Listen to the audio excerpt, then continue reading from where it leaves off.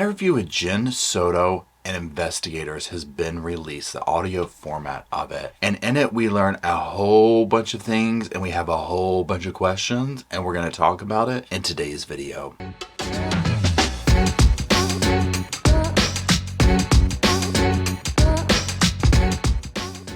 Hello Sofa Squad and welcome back to the sofa. My name is Paul and today we're going to be revisiting the Madeline Soto case. Now if you're unfamiliar with this case, Madeline Soto had just turned 13 years old and she was allegedly dropped off at school by her mother's boyfriend, Stephan Sterns, who is currently incarcerated on charges related to what happened to Madeline. So he allegedly drops her off at school. Jenn, the mother, goes to pick her up that afternoon. She doesn't show up, and this kind of opens the case up of where's Madeline. Well, sadly, Madeline's body would turn up, and very quickly the focus is put on Stephan. There's evidence found on his phone of SA that goes back years against Madeline, and so then this whole can of worms is opened into this, I don't want to say family, but Jenn, Stephan, Madeline, the situation, we'll call it. And interviews come out, obviously, when she's missing and all that, but of Jenn and Stephan before he was arrested. And a lot of people had a lot of questions about Jenn, about her behavior, obviously about Stephan, he's incarcerated, about her culpability in the situation. So that's like the 60-second version. So these came out, you'll see the date on here, February 27th, 2024. There's like two separate audio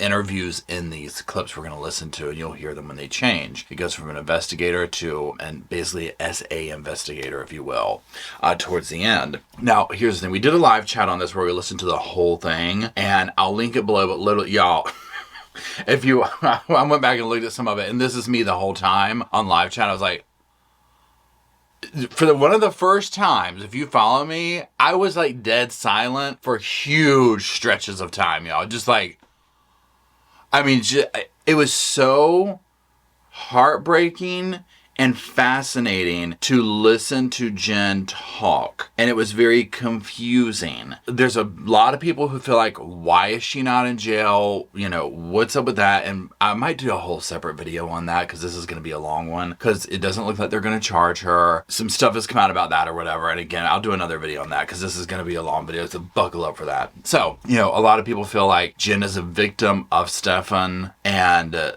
this is how the situation transpired, the whole 9 yards. When I was listening to the audio or whatever, and throughout this, I have wondered, how much did she know what was going on, turning a blind eye, or is she just that oblivious? Now, let's be clear, she has not been charged with anything. And again, like I said, it doesn't look like they're going to charge her. I'm assuming and hoping that the police have some kind of information on their side that's leading them to this realization of, we're not going to charge her. One thing I was talking to people about that I was like, this reminds me of on some level, but there's obviously the circumstances are different, is if you watch the case, the documentary, Abducted in Plain Sight, and that's where the parents, essentially like this next door neighbor, was allowed to essentially kidnap their girl and do things to her over the years, and he seduced the whole family, the mother, the father, this daughter, the whole 9 yards. When you're watching this and you're listening to some of the choices that the parents made, you're just like, huh? What? Like, what? Like, you wanted to come to the TV. And this is the same thing with this, right? Where you're listening to some of these decisions that Jenn makes, sending Madeline upstairs to sleep with the boyfriend by themselves. Crazy stuff. Now, one thing to keep in mind is he has been manipulating this whole situation for years, obviously, right? He's been doing things to Madeline. There's evidence of this for years. So he's been chipping away at this for a long time, okay? But nonetheless, it doesn't alleviate the fact of really, really bad decisions were made. And unfortunately, at the center of it, a young lady has lost her life in a gruesome, horrible way to the hands of a monster who is, again, currently incarcerated. So all that being said, what we're going to be doing is listening to the audio, okay? And I'm going to offer my opinion and thoughts as we go through it. Trigger warning, if this kind of stuff bothers you, this is not the video for you, okay? Because you're going to hear things where honestly, some of these decisions that Jenn made, right, wrong, indifferent, whatever you want to call it, are so over the top. And if you've ever, if this kind of stuff bothers you, it's going to bother you. So just know that going into it. So all that being said, let's go ahead and get to that first clip. can you tell me when is the last time you were with Saw?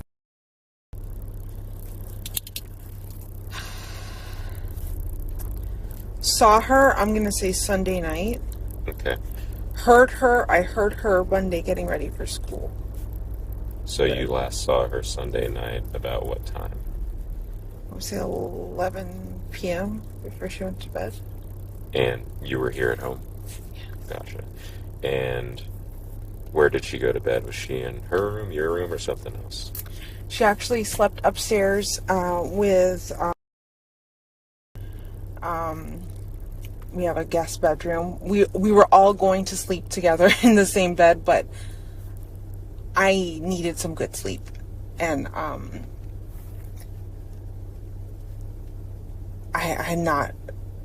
got a new job recently. I haven't been well rested. I needed some sleep. So I asked, hey, can you guys go to the guest bedroom upstairs? I knew he was going to get her ready and... Sorry. Okay, so... I warned you. Okay, first damn clip, right? Now, let me tell you this. Some of this stuff is redacted, so when you hear it go silent or whatever, they've redacted like names and things of this nature out of it, so just also know that going forward. Okay, let's break this down. That was a hot and heavy clip to go into at first, right? Okay, so in this clip we hear Jenn saying she got a new job, she needed rest, she sees Madeline, I think around 11 p.m. She hears her in the morning. She sends him upstairs to sleep in the guest room so she can get some good sleep because he's going to get her ready in the morning, yada, yada, yada. So here's the questions that I have immediately. Again, I understand that this isn't like some scenario of, I just met this guy yesterday. You know, this on again, off again situation with him has been going on for a while. That does not make it any better in my mind. But the only thing that does to me is say, okay, he's whatever manipulation he's been doing here, right? He's been going on for a while, okay? So a couple of things. Number one, sending them upstairs to go sleep like that. I have so many questions about why that would ever be okay. Also, for a man that says he's okay sleeping with a woman's daughter like that, that's not the father. That's not anything like that. That should be red flag central, right? Like that should be like that no. Absolutely no. Right? Just that alone. Even if nothing, like if they could like say pretend nothing bad happened in this case like that, but it was just simply a dude that's your boyfriend, on again, off again boyfriend. That's like, yeah, I'll go sleep with your 13-year-old daughter, 12-year-old daughter, 10-year-old daughter, through the years, however old she was, in the bed alone. What? No, I'm good. We don't need a second date. Okay, we're good here, right? So that part right there, I'm like, what? Now, one thing I want you to also pay attention to as we listen to this. Notice here with the male investigator, Jenn's very, I heard her. The female investigator that will come on next, here in several clips down the road, is way more, is this a yes or no answer, Jenn? And she's way more with Jenn, right? It's gotten way more serious at this point. So just keep that in mind. Also, another thing to keep in mind with Jenn, and if I remember correctly, I think people in the live chat were saying she's parroting. Jenn has an issue with repeating information that other people have said as if it's her saying it. So for example, a key one that happens in here all the time is, we dropped Madeline off at school at this time. Then it comes out, okay, but Jenn never went and did that, so why are you saying we? Oh, well, we saw her in this video. No, your sister went and did that. You never did that, and that wasn't her. So why are you saying that? Jenn repeats other people's information and spits it out as her own, and also seems to be very unsure of herself. And it comes across in many instances like she's trying to pick the right things to say to protect. This is my opinion. I'm not a cop. I'm not a lawyer. I'm not a therapist. I'm just somebody who forms opinions of watching these situations, right? So know that, okay? I bring my own personal bias into it of, I don't think that this should have ever been a thing. Yikes, right? I don't think that it was a good idea for her to be letting this dude sleep in the same bed with her daughter. Any of that stuff, okay? Another side note real quick too, before you go to the next clip, is when they told, he was gonna get her ready. She was going to get her ready. And in my mind, I'm thinking this. I'm like, okay, getting someone ready, Okay, a kid, a just turned 13-year-old. I'm like, what are you talking about getting her? Like, are you giving her a damn bath? Like, what are you talking about? Aside from, hey, come on, get up. It's time to go. We're going to be late. But at that age, I'm like, what do you mean getting them ready? Like, what's the definition of that? Because they talk about her like she's a kindergartner. You know what I'm saying? And I'm just like, what's their definition? And their definition could be getting her ready, like, come on, let's get out the door, which would be normal, right? But there's another layer to this situation that sits very uneasily with me. Let's go to the next clip. You needed some good sleep. So was it about 11 o'clock? Yeah. I sent them upstairs, and I went to bed. Okay. And that was about 11. Yeah. Now, again, this is just establishing the timeline. It's about 11. I need a good sleep. You heard him. So you needed good sleep. This guy has to be sitting here like, what? What dude would even do that, right? Like, I mean, seriously. And I get every situation's kind of different, like, whatever. This guy I cannot, okay? I can't with that. And here's the thing too, Jenn's gonna have to have this on her shoulders the rest of her life. She sends her daughter, I need good sleep, y'all go upstairs, and look what happened overnight. And again, I cannot fathom. I don't know how I could go on again. Knowing that and all the, oh my God, what has this monster been doing to my daughter?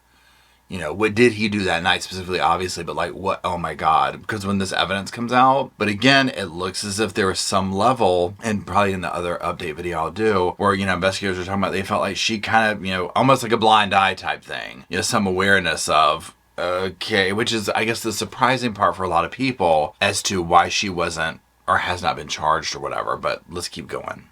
And do you guys normally all sleep together? Because I know you said that she sleeps in your room with you typically, right?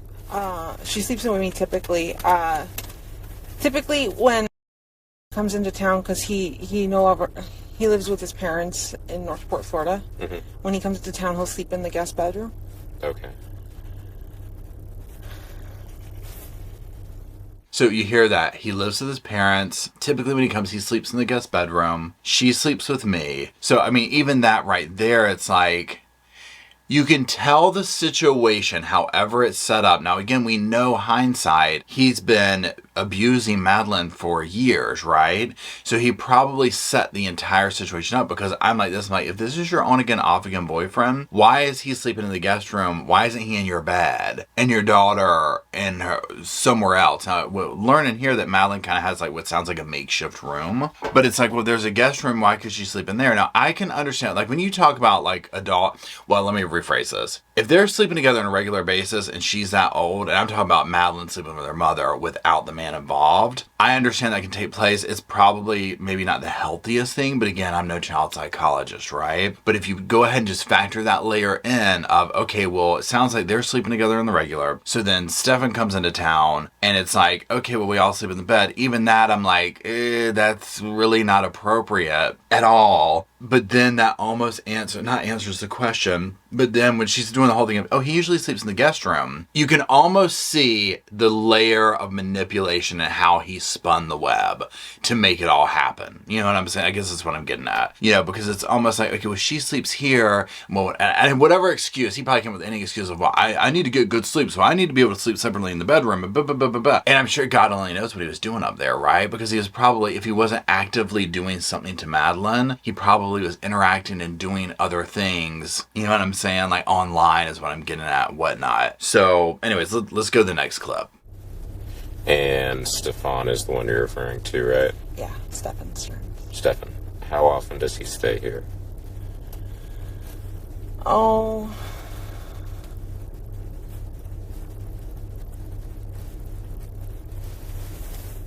he moved away back in December, so I'm going to say he's visited at least 2 to 3 times since then. Okay. So again, he moved back in December. He's visited 2 to 3 times. It's February at this point, into February. So just, do the math on that. That's how often this dude's coming into town, right? So we're talking not very often. Now, obviously they had a history before this, but nonetheless, it's just, again, for me, I'm like, even more so of this is like a very on again, off again. This dude is not a presence regularly. This should be, if there weren't 10 red flags already about why it should not be a good idea for Madeline to be sleeping in the bed with him, this is a whole other one, right? Like, this dude isn't even around. This dude's not even a presence, right? Like, why? Why did he move away? He was offered his dad had offered him a job, but it fell through. Oh. So now we're trying to get him back here. And he just visits. Yeah. When he visits, does he stay for like hours, days, weeks? I would say days. This time we had planned on him staying a whole week because I was going through training at work. So I wanted him to be here to help me with the dog, Okay, so, he had a job with his dad. His dad got a job. It fell through. We're trying to get him back here. Again, with a personality like him, and again, I don't know him, I'm no therapist, but you've seen in these cases how these perpetrators will do this, where it's like he has got Jenn trained, right? He probably holds his visits over her head. Probably the least little bit of a thing. He's like, I'm going back home. This is too much. Like, I can see it playing out, right? And again, his father has spoken out, like in the other video I'm going to do or whatever. It looks like his father has been like, y'all, the red flag central here, dudes. You know what I'm saying? Like, this guy is like, my son ain't right. So there's that going on too. But just to hear her, we're going to try and get him up here for a week. And then when she kind of describes his days, I'm like, this dude sounds like a teenager, right? Like, he went to the vape store and did this. Not there's anything wrong with that. But you know what I'm saying? Where I'm just like, what is this dude doing? Is he just like coming to your house? And my opinion is he's just coming up to abuse Madeline, right? And probably working and manipulating everybody around him to just kind of live this like hum-dum-da-dum lifestyle. Okay, so this time he was planning to stay for a week. How long has he been here?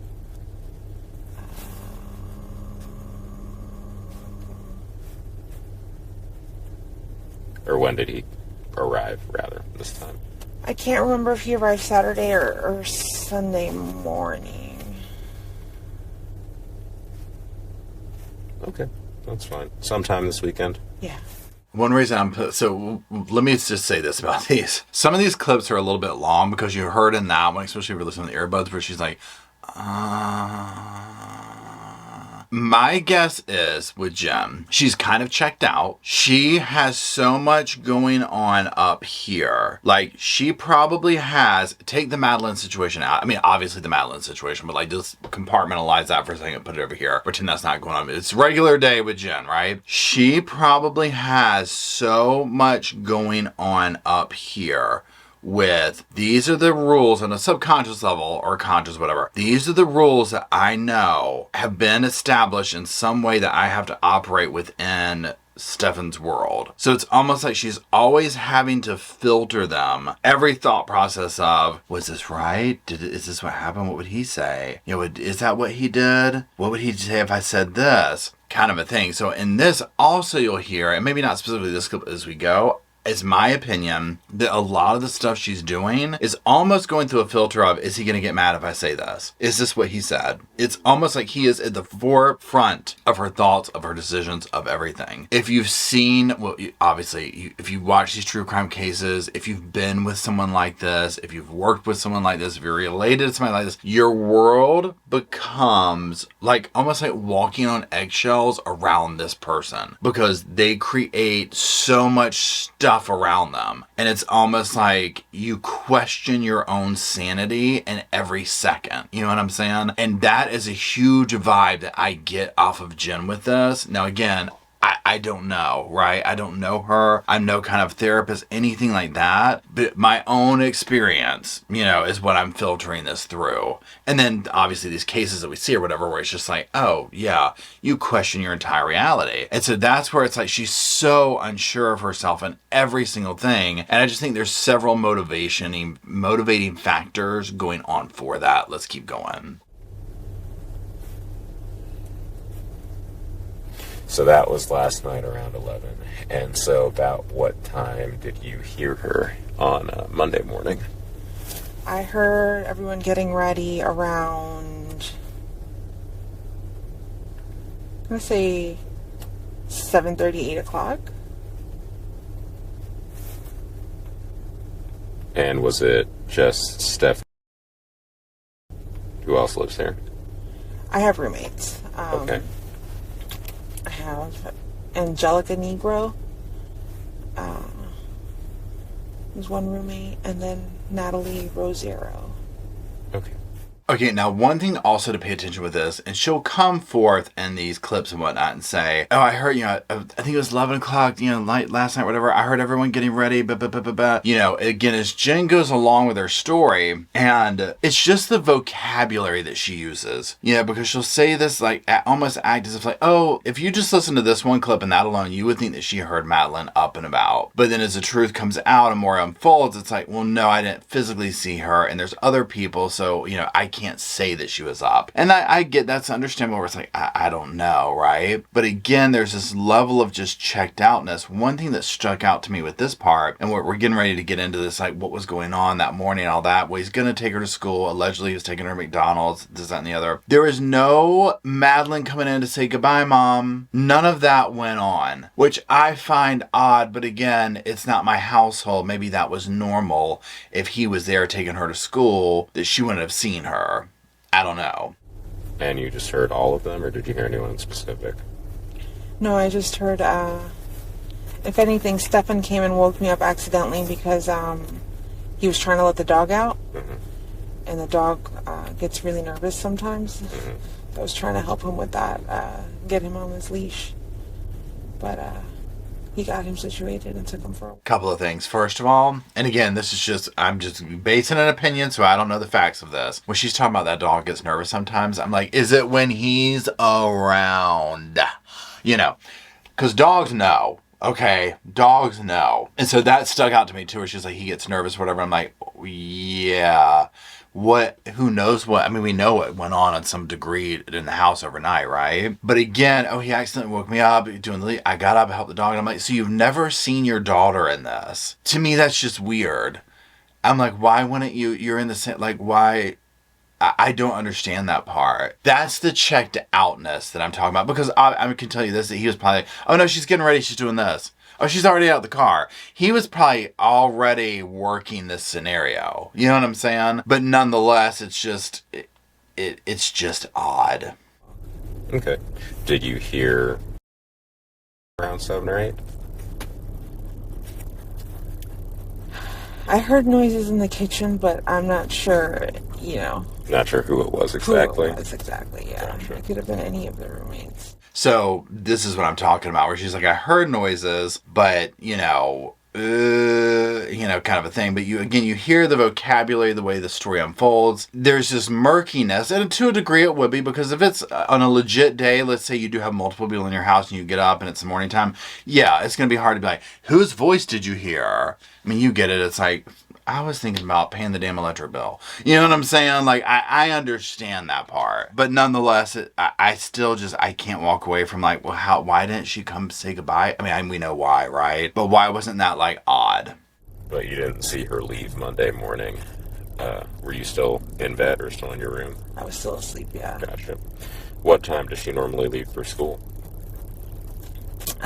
We usually leave around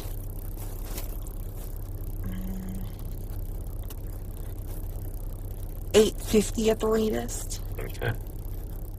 This can completely be how different people are, how different people say 100%, right? Think about if you had kids or when you go to work, whatever. When do you usually leave the house? Between 6:45 and 7. This right here, 8:50 at the latest. And it's that's not telling me when you usually you know what I mean? Where I'm and why did you have to really think about it? School starts at this time. It takes, this is a kind of, you pop it out answer. You know what I'm saying? Paul, what time do you usually leave for work? About 6:15.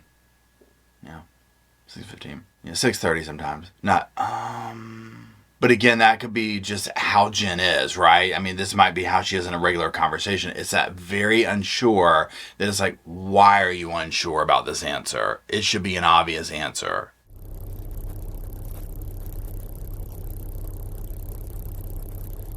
What time does she have to be to school by? 9:28 is when school starts. Gotcha.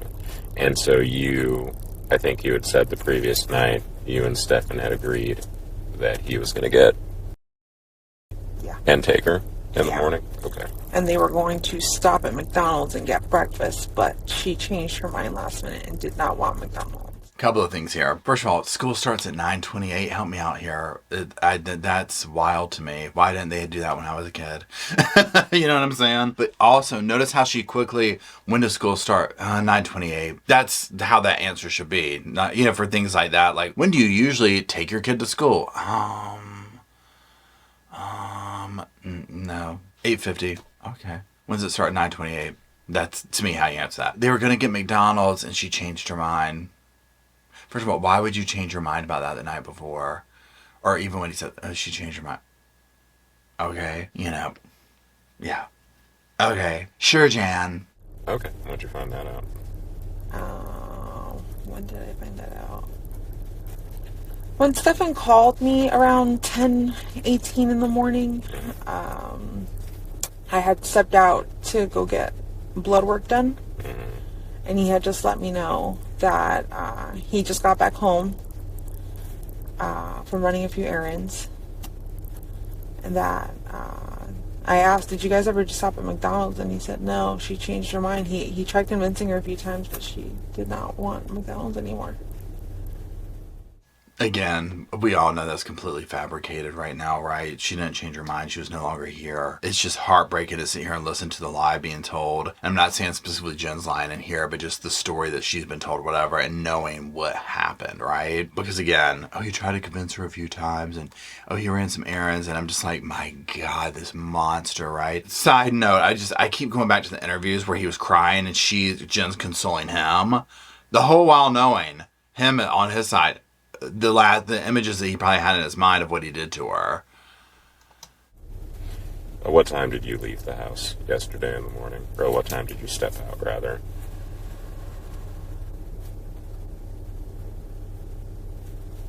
I'm going to say around 9:30. Had Stephan returned at all? No. So you were there from... Just so I have my times kind of right. So you woke up around 7 or 8. You saw Stephan, because you helped him with the dog, because he was letting the dog out, right? Yeah. And then did you go back to sleep, or were you just kind of in the room? I laid back down and went back to sleep. Okay. Now, again, with the timeline here of going in, so obviously the dog situation happens. She goes back to sleep. Madeline's school starts at 9:28. Jenn goes to get this blood work done, whatever. Again, in the beginning, what time did you do this? And again, I get at this point, obviously I'm being overly critical, but I just feel like, do I think that it's 100% coming from a place of she's trying to cover up or whatever? Not 100% on some of the answers. Some of the answers, I just think her mind is boggled down with a ton of stuff. And it's like, okay, what time? Like on a normal scenario of like, okay, well, what time did I do this? But there's almost like this nuance in her responses of the differences of, is she pausing to think, what would Stephan say? And then the regular, like, she's just kind of checked out throughout the day, so she has to really think about basic stuff of like, what did I do type energy. And then do you remember what time you woke up after that? I believe I set my alarm for 9 a.m. Gotcha. So it would have been around 9 a.m. that you woke up, and in that time you didn't see Stephan return at all? Okay. You left around 9:30, and then Stephan called you around 10 to say you got home? Yeah. Cool.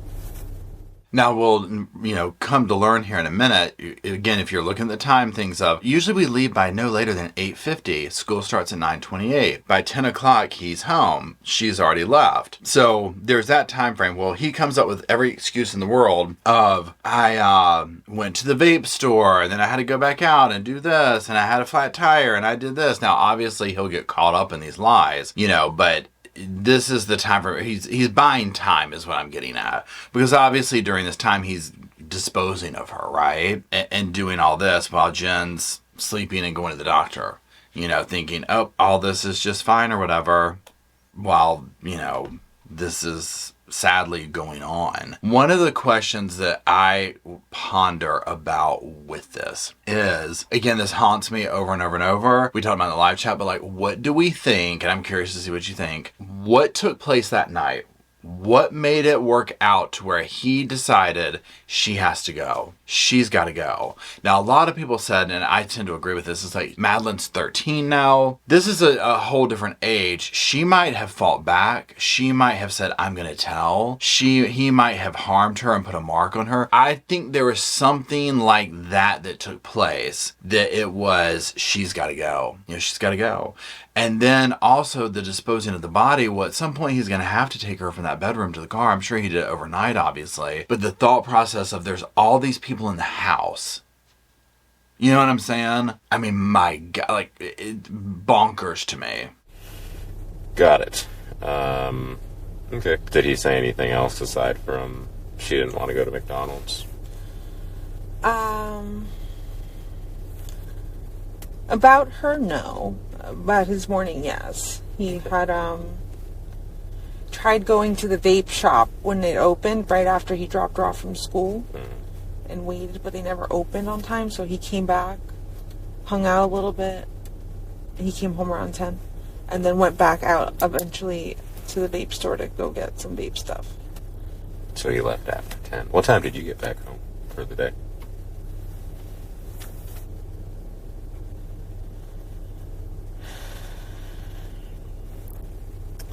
Let me check something. I'm going to check what time my blood work appointment is at.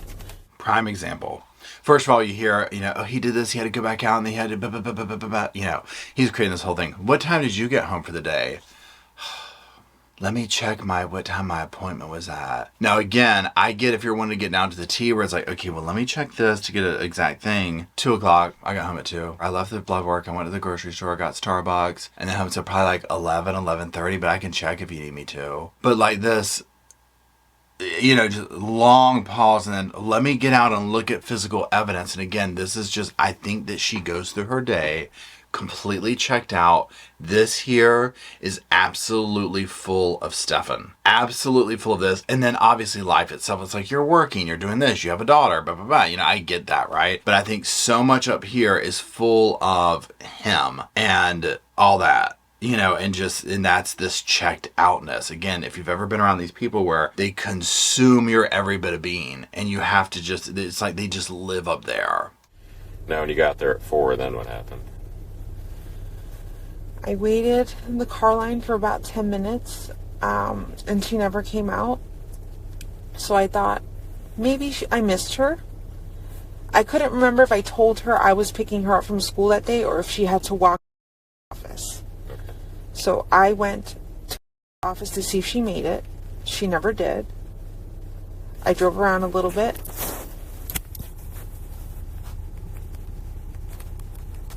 Okay. I drove around a little bit, looking for her. I went back to the school. The school was closed at this point. I wanted to speak to somebody at the office to see if anybody could tell me if she had been there. I think at this point I had called, before I went to the school, I actually called her best friend and I said, hey, with you, I can't find her. She didn't walk to the office and she wasn't at school when I went to pick her up. She said she never made it. She's it's a first or second period. And I'm like, what do you mean? I dropped her off. Or we dropped her off close to school. Okay, big takeaway from here. We're getting into the vocabulary again. That very end. What do you mean I dropped her off? I mean, we dropped her off close to school. Just judged on what she said right there, you would think she was there. Now, obviously, we already know she said, oh, he took her. We didn't do that. Why does she take ownership of the things that he does?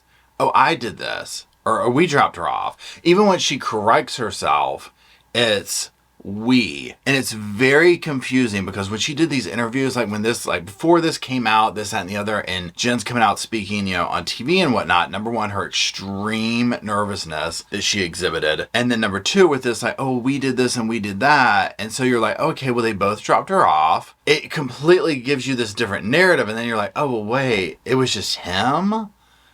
Well, why did you say that we did? This changes out like, well, okay, so he was alone in the car with her, and this is your boyfriend, and this, huh? Yeah, you start getting like, okay, so that part right there. Now, take everything out of it. I cannot imagine being a parent and what she just described here. She's not here. They call him best friend. She never made it. My heart sinks just hearing it, okay? I cannot imagine the dread and the horror that would come over me. Let's keep going. And she said she didn't make it to first, second period. I said, please check with the rest of your friends. She did. She got back to me, said none of them saw her today. I emailed one of her teachers. Her teacher texted me her attendance for the whole day and told me she wasn't in school at all. That's when I knew something was wrong, and I freaked out.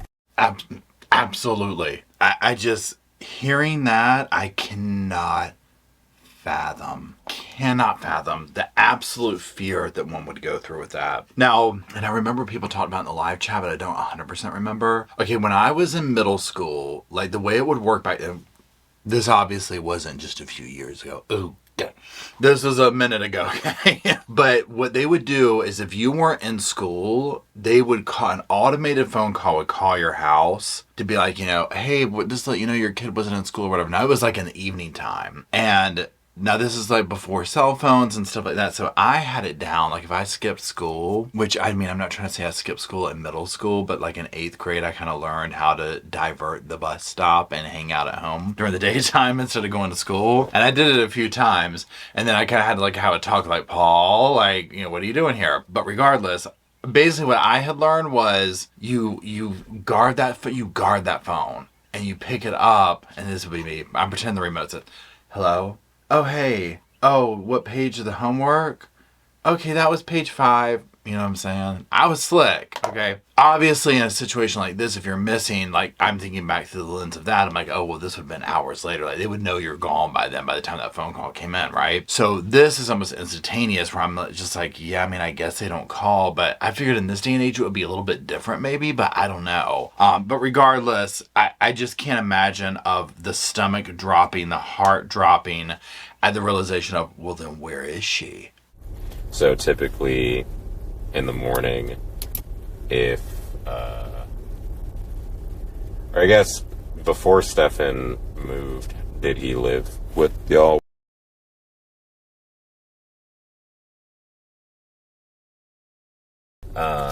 So it's typical of him to be able to get her ready in the mornings and drop her to school.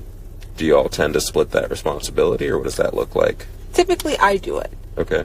This morning, because of my work schedule, because I've been so exhausted, I asked him to take over and do it, and he said he would. Okay. Okay, so here's this part right here. Now, again, there's this whole thing of like, you know, oh, he moved, he did this on again, off again type scenario, right? So, well, typically I do it, but since he's here, we share the responsibilities. And every household's different, every situation's different, every relationship is different. But something like this, again, back to the conversation of getting her ready. What does getting her ready mean? What is that definition, right? Because I'm just like, I don't, like, what does that mean in that household? That's the question I have. And then also where I'm just like, I just can't get around the fact that there was never, goodbye, Mom. I can't get around that part. That part throws me off completely, mixed in with the what is your definition in this household of getting her ready for school? Has he done it before, though? Like, is he familiar with how to drop her off? And gonna say he's done it once or twice before. I'm not too sure. Okay.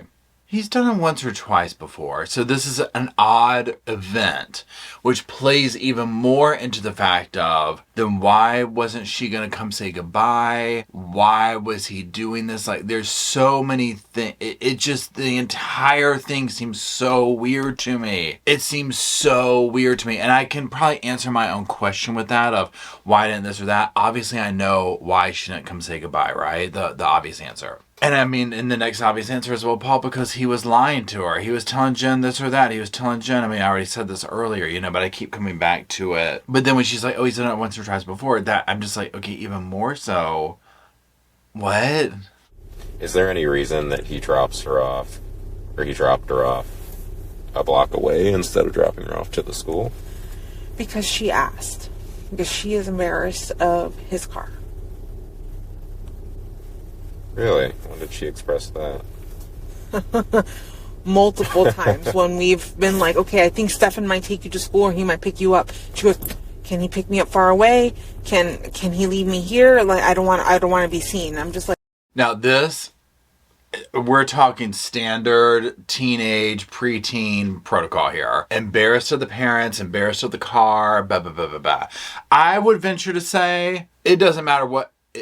Parents drive a drop top 5.0. Oh, that's drop me off. It's a red car. That's not cool to drive a red Mercedes. This is just kids. It doesn't matter what you got. You know what I'm saying? So especially, but if it's a clunker or a work car, of course they're going to be embarrassed, right? That's just a kid. Jenn kind of like, there is this, because I know a lot of people are like, oh, she's laughing or whatever, and I get that, right? There is this kind of overall lack of panic in her that comes across. And so I'm not sure in this moment here, again, obviously I'm not in her head, if this is like a, finding alleviation in that moment from that, if that makes sense. I don't know. But the whole thing about her wanting to be dropped off and whatnot, that doesn't seem odd to me, because that just seems like most kids. What seems odd, it doesn't even seem odd, because I think that he obviously used that as an excuse, as far as manipulation of the situation. I'm like, oh, did she want me to drop her? I had to drop her off far away, and she did this and she did that. He used it to his benefit, right? I mean, again, look at who you're dealing with. You're dealing with a guy who is a probably master manipulator. Talks to him once in a while. Via phone or probably? Yeah, via phone, yeah. Okay. Text message or Instagram, they'll message each other. But I talked to him last night, and she's like, just so you're aware, she hasn't said anything about making plans to come over here or see me or come visit me, so he doesn't have any information on where she might be. Now, this is what she's talking about in reference to is the father, the actual father. Just kind of clearing the air like, hey, look, just so we can cross me off. She's not trying to visit. She's not trying to run away to me. She's not trying to this. She's not trying to that. I haven't heard anything. That type thing. So that's what that's there about. That's why I put the clip there. As far as her mental diagnosis, she's diagnosed with ADHD. How long has she had ADHD? Since she was like 5, 6. They also diagnosed her at the same time with autism. So she's had an autism diagnosis for a few years now. I've reassessed her recently. They told me she had some autistic traits, but they weren't sure if she was autistic.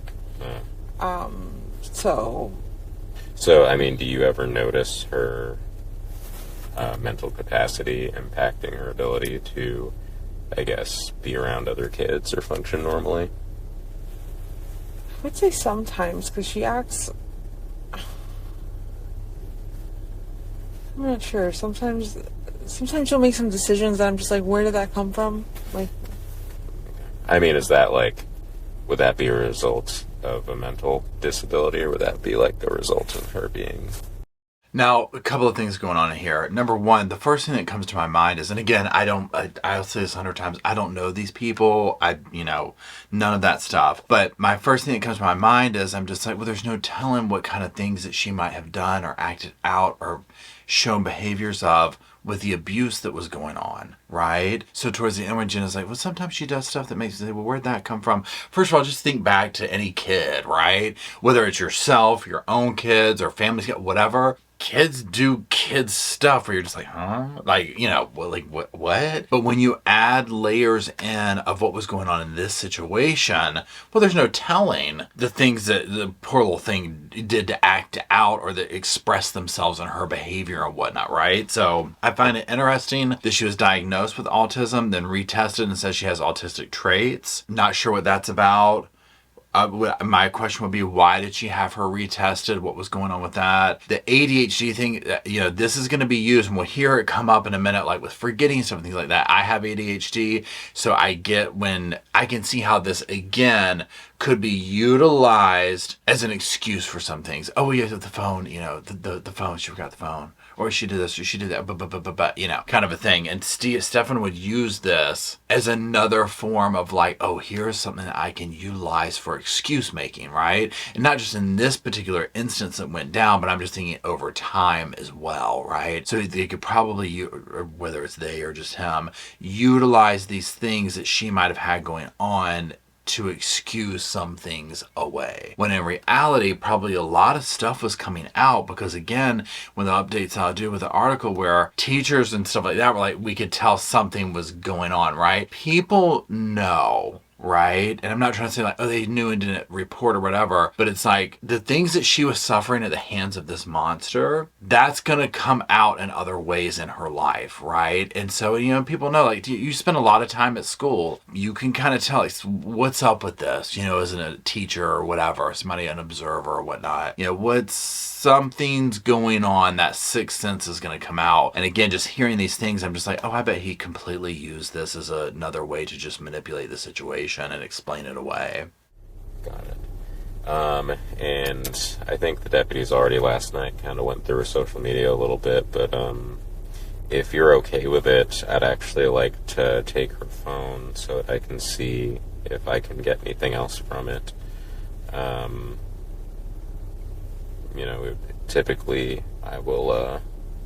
Typically me being able to go through it and go through text and social media will help me sort of establish a pattern of where people go and whatnot. If that's something you'd let me do. Sure. Will you take her phone away forever or just for right now? Just for as long as I need it to actually go through it. So okay. I'll give it back to you as soon as I'm done. So now this part right here of going through her phone and whatnot, I'm just like, oh, are you going to take it away forever? Well, no, just for right now or whatever. And they'll be able to see conversations, things of this nature in this. Because those are the little nuggets, how she talked with friends, things of that nature, that will kind of inform one on what was going on with her, right? Now, there wasn't anything massive there, but also listening to this and what we're about to listen to here in a few minutes of them talking about like when the SA investigators come in and whatnot. As we know by now, once they started getting into technology and phones and stuff like that, they found all this stuff on his phones, right? Of all the things he's been doing to her. So it's just, it's creepy to me and heartbreaking to listen to it with hindsight, knowing like, oh my God, what we know now and hearing it play out in real time or whatever. It's just, oof. You know her better than I do. I guess my last thing would be like, what do you think based off of everything that we've talked about and everything that you've learned so far? Is anything sticking out to you? Based off of everything, me knowing her and knowing how she is and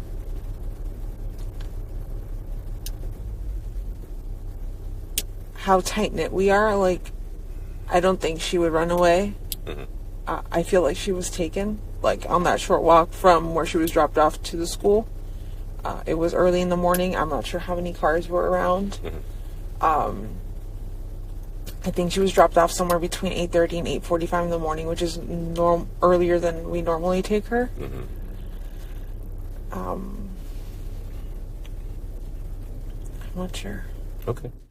Again, this part right here, I think she was taken, it was 8:30 to 8:45. Jenn just has an overall checked outness on everything. Whether that's how she is normally, I don't know. Again, part of me would expect it from somebody going through some trauma. Like in a normal situation, I would expect that, right? I would expect a parent to be, and when I say checked out, I mean, just kind of like your kid, like, oh my God, like what what do we do? Yes, I expect to hear a little bit more panic, but I mean, obviously I'm not getting that from this, and everybody's different with their traumas and whatnot. Again, the language, we dropped her off. There's so much going on with that. But it's interesting to hear her, and again, we go from this, with knowing her and knowing this, we dropped her off, I think in that short time she was taken, to what we find out, huge jump. I want to say, from what I understood, Orange County got footage of someone by the church in a description of what she was wearing early that morning, just hanging out in the parking lot, and then she got up and left. Yeah, so the video, they wrote it here, but there was a video of essentially what looks like her at around 8:45, just about that time. Walking into that church parking lot that's right near where she got dropped off by Stephan, and it looks like she sits there for about 15 minutes or so and then walks away. So I'm wondering if it's typical for her to wait at that parking lot too for my stepdad to pick her up from school, so it's not abnormal for her to hang out there in that parking lot. Yeah. Okay. Now, I put this in there because, of course, as we know now, that was never her, right? And I remember when this first came out, and again, my first interpretation of this was Jenn and Stephan take her, they drop her off. Jenn sees this video. Oh, no, she was on video. We got this video where she's at the church and blah, blah, blah. And it really did seem legit, where it was like, but something seemed off about it. But it was like, oh, okay, well, I mean, there's video of her, so what happened to her? Where did she go? Who took her? It was giving white van snatched off the street vibes. You know what I'm saying? Like almost one of those. But then as you started peeling the layers back of this onion, it started to stink and make one cry, right? Because it was like, oh, well, wait a minute. So it wasn't you and Stephan that dropped her off. It was just him. Okay. And, oh, well, it was actually somebody else who saw the video. You didn't actually see it. And then it turns out it wasn't her. You know what I mean? Like, it was so confusing to hear and whatnot. Obviously heartbreaking. Can you think of any reason why she might have chosen yesterday morning to wait there? I mean, obviously your stepdad's not picking her up in the morning, but I wonder if she knew, like, if she had an idea she was super early, so she was just trying to kill time a little bit. But I don't know why she didn't go directly to the school. Like, yeah. She should have. Again, I don't know why she didn't. She should have. Now, this is on the assumption, of course, this is hindsight, whatever. We already know what we know now, that was her. It's like, why would she do that? And the whole, again, it's just the affect, I don't know. It's, Jenn just sounds exhausted with everything. And I'm not trying to say she's like sick of her or whatever, but it's just like, you can tell there's so much going on with her. I just get exhaustion. I don't know. And again, I'm just going based on a feeling, right? I mean, I don't know her personally or whatever. And of course, as we know now, like I said, that was never her at the plays. And then you kind of like almost like trying to figure out anything where it's like, well, sometimes she waits for my stepdad, and you can hear the detectives kind of gently nudging her along. And this will be the difference between the other detective, where he's like, well, any idea why she would have chosen that day? I mean, because she knew he wasn't coming, and he heard it before. Yeah, someone that looked like her. You can kind of almost tell where it's like, this, isn't her. He's trying to get information and obviously trying to figure stuff out or whatever. And the one thing, and again, I don't have it in front of me. It'll be in the next video. I do a little update about the detectives talking about where they almost kind of felt like there was this blind eye situation going on here or whatever. And it makes me wonder what's going through the detectives' minds during this as they're listening to it. Because again, you never know the scenario. She could have come into this all freaked out, whatnot, who knows. But there's just kind of this checked outness about it. Now, if you go back also and think about the videos, if you follow this case, to her interviews on camera, incredibly nervous, incredibly anxious. And she says that she takes medication for anxiety. So there's that. And I get it's totally different when you're on a news camera and whatnot, right? But there's really just nothing here. Okay. I know when Stephan dropped her off, he said that he saw her rummaging through her phone as he drove away, like deeply looking into not her phone, Her sorry, backpack. her backpack. Yeah. I'm assuming she was looking for her phone and realized she didn't have it with her at that time. Got it. But Okay.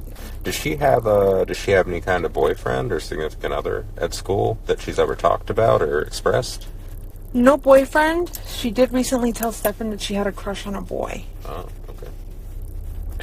And we saw messages between them, and nothing seemed weird. But you can Okay. look through that as well. His Thank name you. is...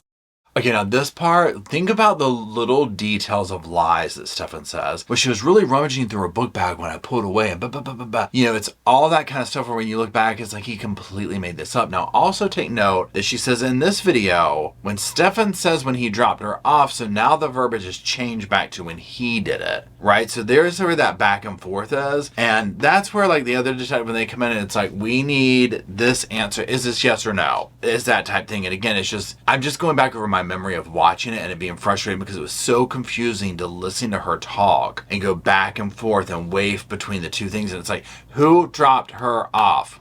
You know what I'm saying? Like, were you physically in the car, Jenn, when she was dropped off? Yes or no? Bam, let's start there, put that aside, right? And I trust that the police could make that discernment, but it's the viewing public. It became very, very, very frustrating because I was just like, what?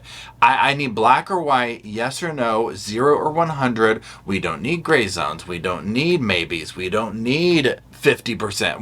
We need just definitive answers here. But no, I know. The thing is, I started talking to her about World War III. I was talking about, like, hey, this is going on in Palestine and Israel right now. Oh, so you're talking to her about the wars. I was telling her, I was talking to her about just what's happening politically, and I'm like, you know, I don't know what that means for us, but we'll see what happens. But I've talked to her about World War III, so that's what I'm just saying. How long ago was that? I mean, is that something that might have impacted her? Yeah, I feel like okay. That's why when I read that conversation, I'm like, oh, that's directly related to me talking to her about what's happening in Israel, Palestine, and the potential World War III that might happen from that. Okay. And that's why she said she wanted to go live in the woods. Now, this is in relation to a comment that they found in one of her, when they went through her phone or whatever, about her living in the woods and wanted to go live in the woods and blah, blah, blah. And so Jenn, as you see here, she's explaining this away. And, oh, I told her about the war, I did this and that. Again, I would have to know the exact context, a lot of things surrounding this to put weight into that. It is obvious that what we know now of what was going on in that household, going and living in the woods would probably be a better option, right? And the stuff that was going on to her at Stephan's hands. So I get that, but again, that particular comment, you know, it's worth looking into and whatnot, but I didn't read into it as directly related to something. But again, I would expect to, at this point in what we know, to probably find stuff like that, like in a diary or things of that nature, of like wanting to run away, wanting to do these things. So, one thing that I think I may have misheard you say earlier, but I want to make sure that I have it absolutely clear, is on Sunday night, y'all went to bed around 11, and the reason that you sent her upstairs with Stephan was because you had work in the morning, was it? Or you just started a new job? I just started a new job, and I haven't been sleeping well. Oh. I take psychiatric meds every night for my bipolar disorder, and if I don't take them the right way, eat, and go to sleep on time, They don't work. They don't.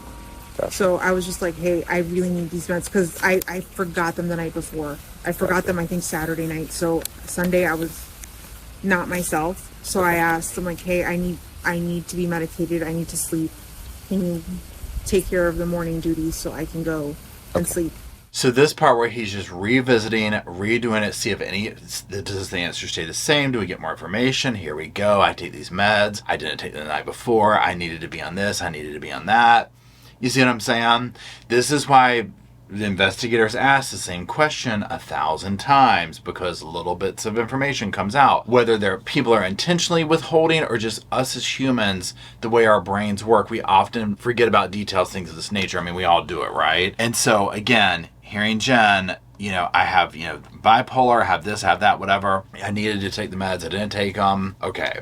So if Jenn, well, let me rephrase that. If Jenn is taking like meds to be able to go to sleep and all that kind of stuff, I'm just adding the picture up in here of the things that Stephan was doing, giving to Madeline and whatnot. Jenn's taking probably maybe some powerful psych meds that help her sleep and whatnot. So essentially what I'm getting at is she's probably sleeping like a rock. Now, then I sit here and I'm like, well, how much did Stephan manipulate that situation? Did Jenn really need to be on those, or was that his idea? Did he work that over? You just have to question this, because if you know how these dudes, I mean, it can be male or female, right? But in this situation, it's male. People like this are how manipulative lengths they'll go to get what they want, especially if it's access to somebody's child and whatnot. There is no boundary. Right? There is no boundary. Nothing's off limits for them. I'm just like, oh, yeah, there's the pallet is there. Jenn's knocked out.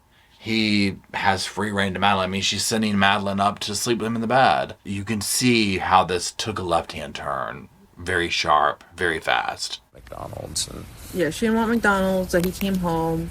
I think he had accidentally left his phone at home. Yeah. So he was just letting me know, because I had called him multiple times. He was just returning my call going, I'm so sorry, I left the phone at home. I went to the vape store. I waited there for a little bit. Nothing, nobody was there. He came back home for a little bit and then went back out to the vape store. And then what time did you get home again? Was it around 11? Let me see. Bing, bing, bing, bing, bing. He accidentally left his phone at home.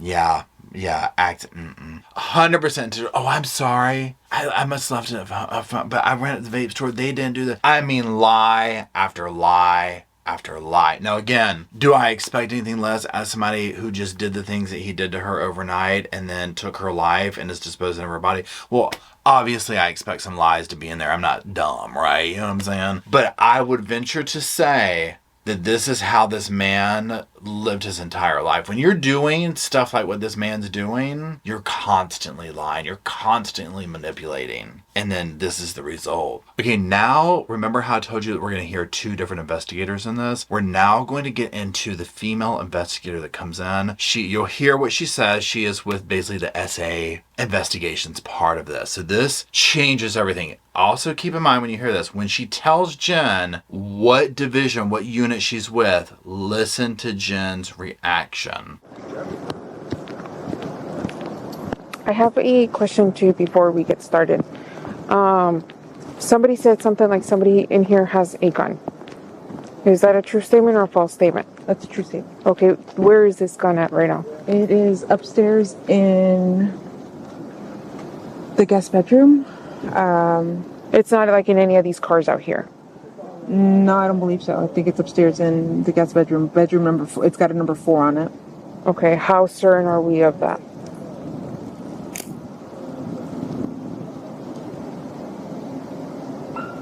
As far as I know, the gun is inside upstairs. I haven't heard of it being in the car. Couple of things here. Notice this very quick. We heard there's a gun in here. Is this it or what? Whatever. Is this a true statement? Yes or no? And you hear Jenn. Yes. Immediately, you see how Jenn responds with her. Very different vibe. But she's also, now remember, this is like a couple of days later, I think. So it's not like this is 5 minutes later, whatever. So this is completely different vibes, completely different energy. If you think back to, if you've been following this other case that we're following here, the Sarah Boone case that's going on, if you think back to the classic police interview that will probably go down in true crime history of the male and female investigators investigating Sarah, the female investigator in that was very much giving this energy here too of she ain't playing. Okay, boom, boom, boom, yes or no. Boom, boom, boom, yes. And Sarah was pretty much vile to everybody in that scenario. Completely different scenario, right? I feel like Jenn needs this energy. Because now it's like they obviously know way more in this case, and they're probably now trying to be like, we want to see if Jenn's involved, or we want to see, we know a lot more stuff going on here. So they're probably putting the pressure on her more of like, look, here we are, like I said earlier. We ain't looking for maybes, we ain't looking for gray zone, we ain't looking for maybe 49 or 50. Black or white, yes or no, 0 100. What is it? Okay, so I'm not sure if he introduced himself, but his name is Luis Acosta. Okay. We both work for Orange County Sheriff's Office. So I understand you spoke with the other guy earlier, with Detective Frank Hunt. Is that correct? Yeah. Okay. We have officially taken over the case, okay? So... Are you guys with Kissimmee? No, we're with Orange County. It's just a different unit. Oh, okay. What unit are you with? We're with... Okay. It's just because of her age and is why we take over. Does that make... I know it's kind of confusing, but like we have like different rules in Orange County, and depending on like people's age, we sometimes take over investigation when it comes to missing persons. Okay, now a couple of things you heard Jenn say. Well, first of all, she goes, we're with S Crimes. And she goes, okay.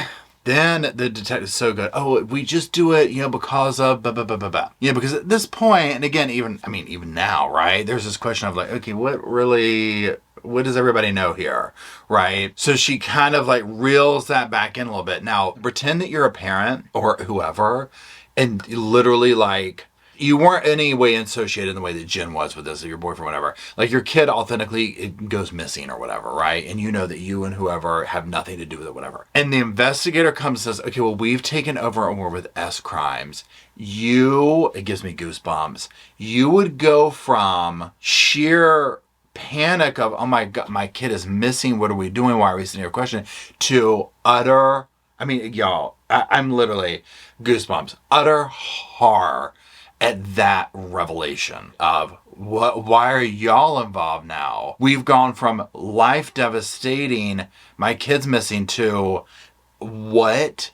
You're with what happened to my little baby? What is happening to my little baby, right? Saying all that, Jenn's response of, okay, yes, expected. Yeah, you know what I'm saying? Like, this is what I expect to hear is worry, panic, what's going on. Again, I don't know Jenn. I don't know her personally. I don't know how she reacts. I don't know how she sounds. I don't know what she talks like. It doesn't seem as panicky as I would expect, but that's just me being, everyone acts different, right? So who knows? But what I'm getting at is, yes, I would expect her to be a little bit more turned up about the fact that these people have now stepped in. However, she has no clue. Well, let me rephrase that. She's probably going through a level of, because I do think that there was a certain level of turning a blind eye going on here. So this is the beginning of unearthing a lot of dirty secrets in this household. Jenn probably has an idea of this to some level of, oh my gosh, even if it was something that she was subconsciously not aware of going on, if that makes sense, or consciously, whatever, I'm not in her head, I don't know. But this is the beginning of that. So that's what's a little bit different here, is that there is this level of the calls coming from inside the house on this, as opposed to somebody whose child was truly abducted from school, and now the S crime units have gotten involved, and you're like literally dying over it, right? So it's a little bit different, and there's a little bit different energy with the reaction going on here. Let's keep going. We're home around 8:30. Was Stephan here at that time? I'm not sure if he was here at the time, but I think he got here a little bit after.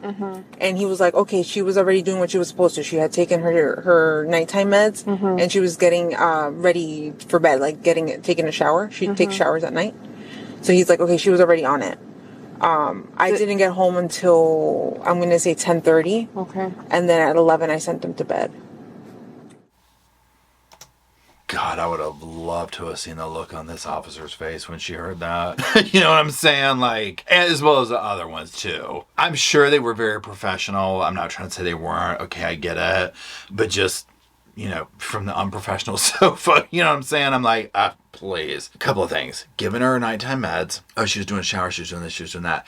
Again, I just sit here and think of all the little creepy moments that probably took place in this household where she was thrown to this man with no life raft, with no life-saving jacket from anyone around her that should have been giving it. I'll just leave it at that. We will sleep together in the king-size bed, all three of us. Or sometimes Stephan will go upstairs and in our bed alone. So it just really depends on what's going on that night with our schedules and what we're doing. Okay, where were you sleeping? Downstairs in the king-size bed. Okay. Is it just you two here? Well, you guys have a roommate, right? We have 2 roommates, and one of the roommates has a son who's here like a little bit more than half the week. So what rooms do you guys use? The room downstairs, the master bedroom downstairs, and room number 4.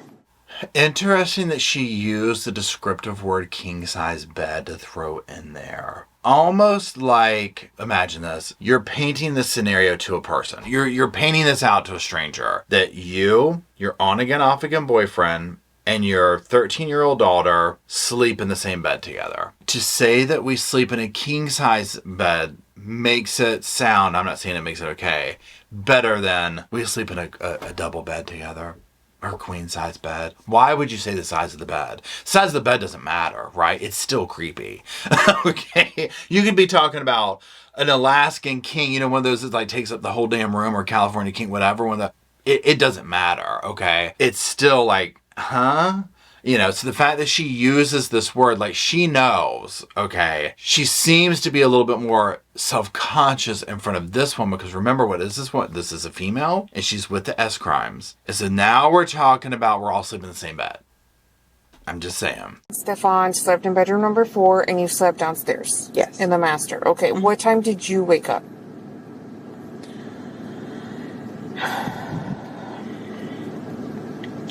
I'm going to say around 8 o'clock in the morning, Stephan came into the room and was trying to put the leash on the dog.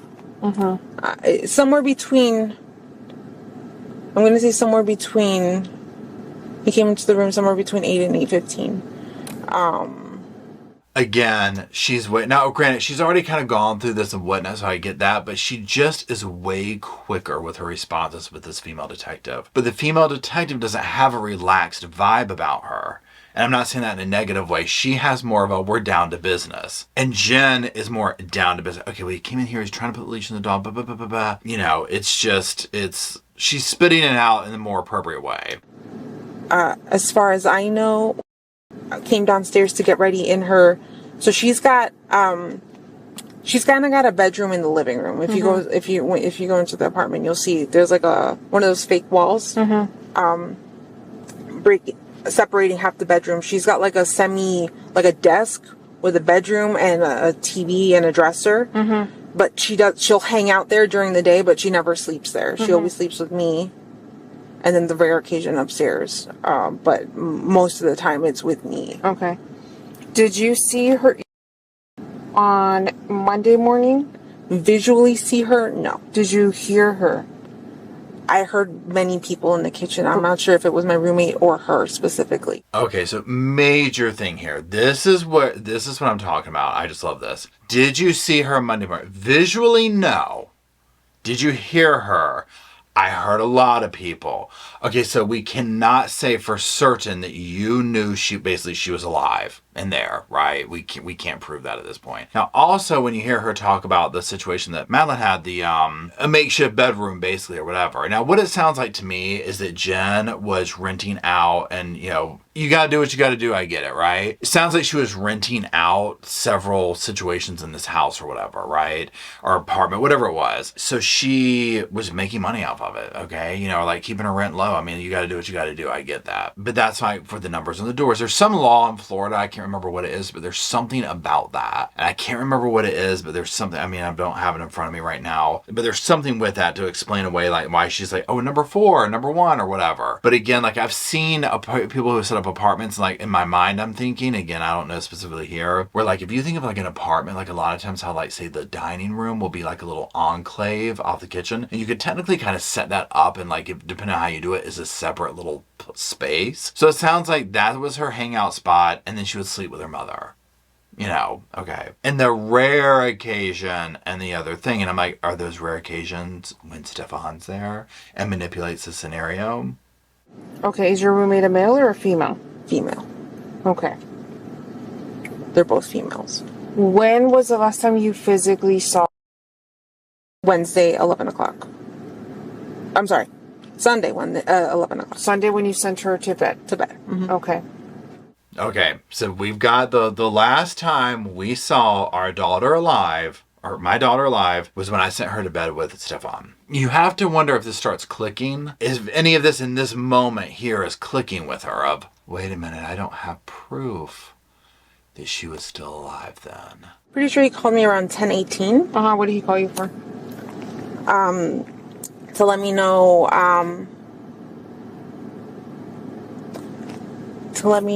that they didn't go to McDonald's as planned.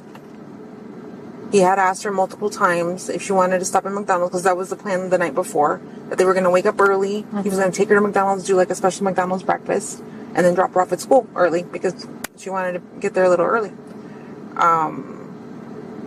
But on his way to school, she was very sleepy and wanted to sleep in the car. Mm-hmm. And she said she did not want to do McDonald's. So again, one thing with this clip that I put up here is the very beginning when she was like, I think he called me around 10:18. He called you at 10:18, what for?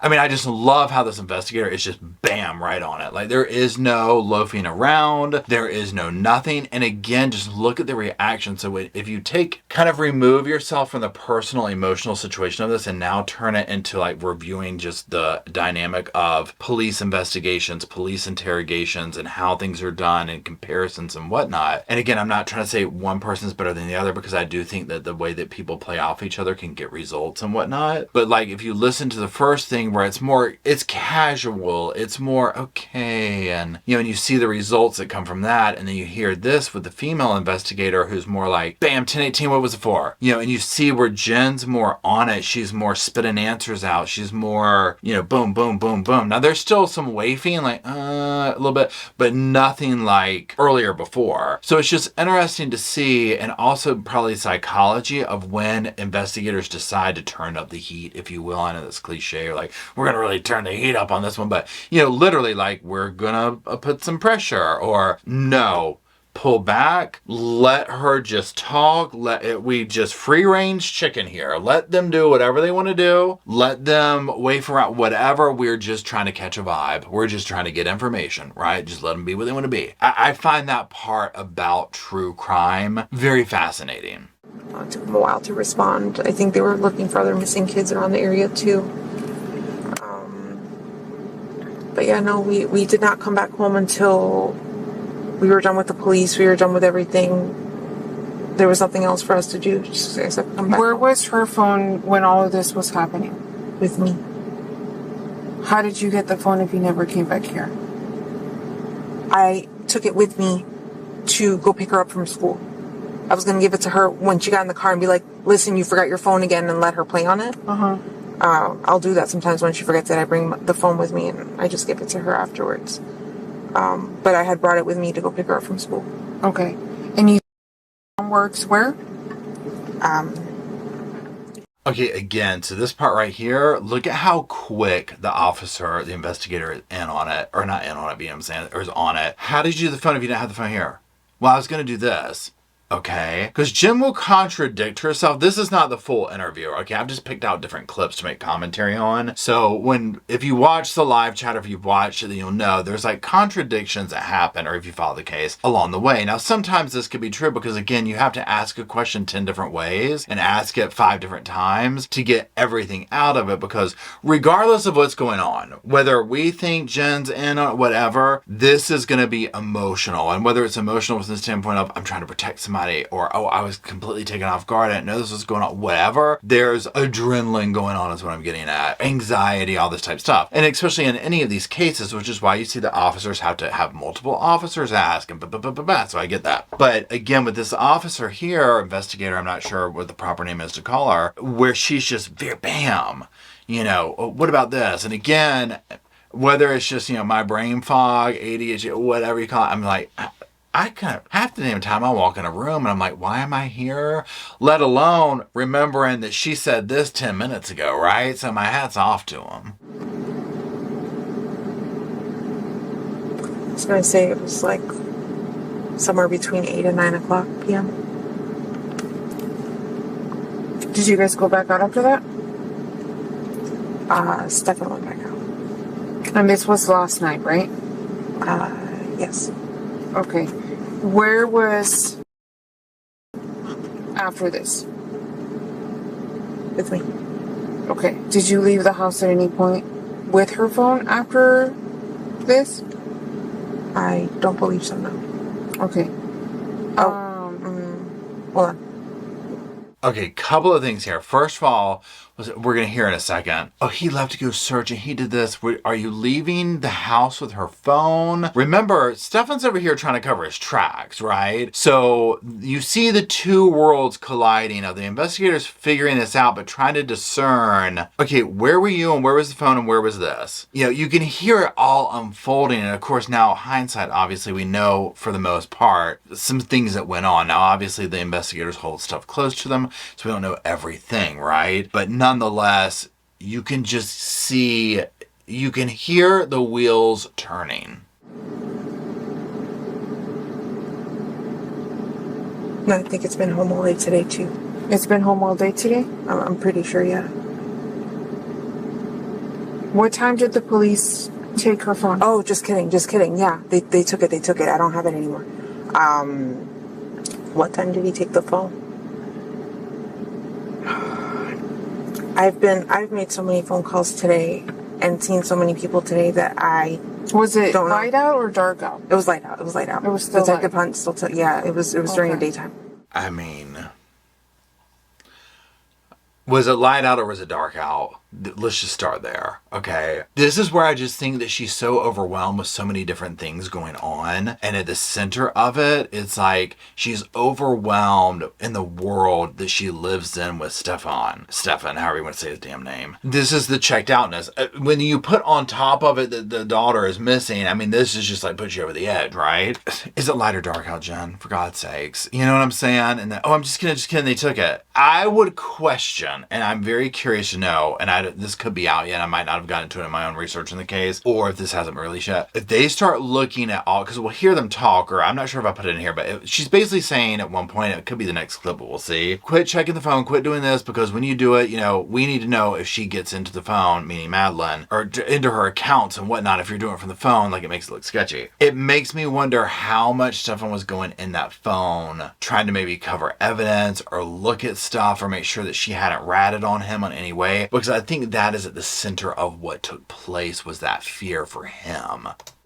And then but other than that, her phone was here all day. In the morning, yes. Did you guys take the phone anywhere other than when Detective Hunt took the phone?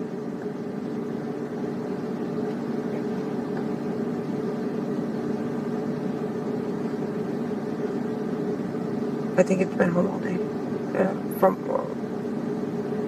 I don't think I left the house with him. Okay. Did Stephan have access to the phone?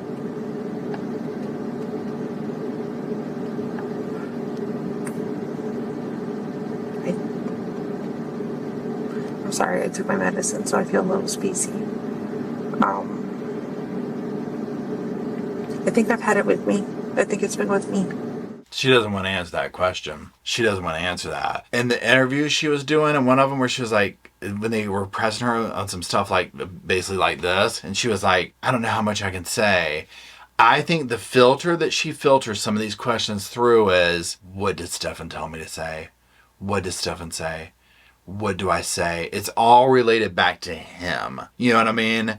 And so that's where you get this like kind of like wavery or whatever. Now, I don't have the clip in here, and I thought I picked it out. Maybe we did and I skipped over. I don't know. But one of the things Jenn talks about where he goes back out, and it was kind of in the one clip before actually. He goes back out searching.